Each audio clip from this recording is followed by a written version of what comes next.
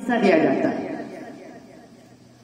हमारी शरीयत, हमारा मजहब, हमारा कुरान वो कहता है कि लड़के को डबल और लड़की को उसका आधा हिस्सा दिया जाएगा। ये हमारी शरीयत का फैसला है। पूरी दुनिया के मुसलमान इसे मानते हैं, उसी पे अमल करते हैं और करते रहेंगे।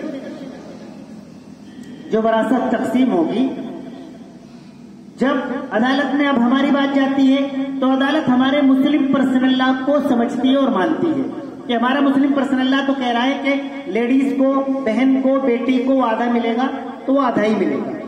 अगर ये यूसीसी आ जाता है तो फिर हमारी बहन बेटी अगर अदालत जाएगी तो अदालत उसे ये फैसला देगी कि जो भाई को मिलेगा वही बहन को मिलेगा, बराबर मिलेगा। इसके अलावा 3 तलाक का मसला है। 3 तलाक अगर हमारा मजहब, हमारी शरीयत, हमारा कुरान कहता है कि अगर आप 3 तलाक दोगे तो आपकी बीवी आप पर हराम हो जाएगी। और जब यूसीसी आ जाएगा फिर 1 तलाक 3 दे दो, कोई 5 दे दो, 1 दे दो, 2 दे दो, वो एक ही मानी जाएगी।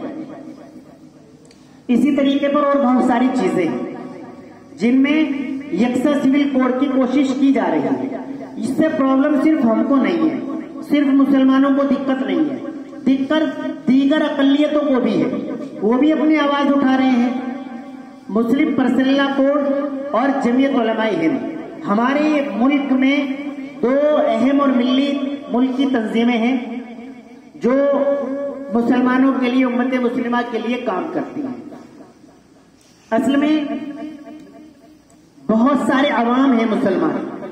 मैंने परसों सोशल मीडिया के जरिए ऐलान किया था, हजारों लोगों ने वो वोट दे दिया है, लेकिन बहुत सारे लोग ऐसे थे जो फोन करके मालूम कर रहे थे कि मुफ्ती साहब ये मामला क्या है। उन्हें बिल्कुल मालूम नहीं है, लाइम है वो। हालांकि ये सालों से चल रहा है, अब उरूज पर आ गया है।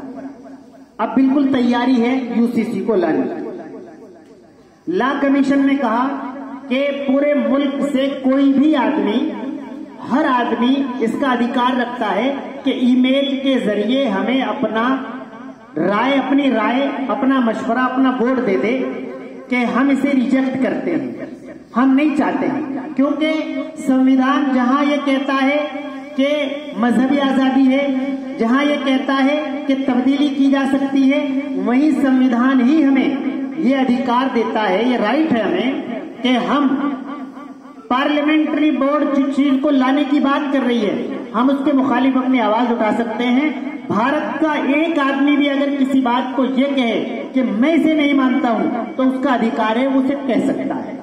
ये बात अलग है कि मेजोरिटी एक तरफ हो, ज्यादा लोग एक तरफ हैं, वो जो कह रहे हैं वो अलग है। लेकिन वो सब मिलकर ये नहीं कह सकते कि आप अपनी आवाज भी नहीं उठा सकते। आवाज हम उठा सकते हैं, कह सकते हैं। All India Muslim Personal Law Board, Jamiat Ulama Hind, इनका कहना है कि हम यूसीसी के खिलाफ हैं, लेकिन हम सड़कों पर निकलें, एहतिजाज करें, तोड़फोड़ करें, ये हम इजाजत नहीं देते। हमारी शरीयत भी नहीं कहती है। हम 1500 साल तारीख पर अगर गौर करते हैं तो नबी करीम से लेकर अब तक प्रोटेस्ट की शक्ल शरीयत में नजर नहीं आती है कि हम कहीं तोड़फोड़ करें, हिंसा करें, बच्चों को, औरतों को, मुल्क के सामान को, किसी के सामान को, किसी की दुकान को नुकसान पहुंचाए, इसकी शरीयत इजाजत नहीं देती है। लेकिन शरीयत भी इजाजत देती है, संविधान भी इजाजत देता है कि हम सुकून इत्मीनान के साथ और पूरी अपनी ज़हन और दिमाग के साथ संविधान के दायरे में रहते हुए उसके खिलाफ अपनी आवाज बुलंद करें। तो आज अभी रात 12 बजे तक इसका वक्त है। जिनके पास एंड्रॉयड फोन है, जिनके पास बड़ा मोबाइल है, उनकी ईमेल आईडी उसमें ऐड है। किसी के पास ईमेल आईडी ना हो तो वो ईमेल आईडी बनवा ले, नहीं बन रही हो मुझसे राब्ता कर ले। एक बार कोड है, वो बार कोड किसी के पास हो तो ठीक है, नहीं मुझसे ले ले। बार कोड अपने मोबाइल फोन में जब आ जाएगा वो डाउनलोड हो जाएगा, फिर गूगल में जाना है, उसमें कैमरा ऑन करना है। कैमरा ऑन करने के बाद गैलरी के फोटो आ जाएंगे। उन फोटोओं में वो आपका बारकोड भी होगा। बारकोड पर क्लिक करेंगे तो उस पर एक नीला नीला लिखा हुआ आएगा, लिंक आ जाएगा।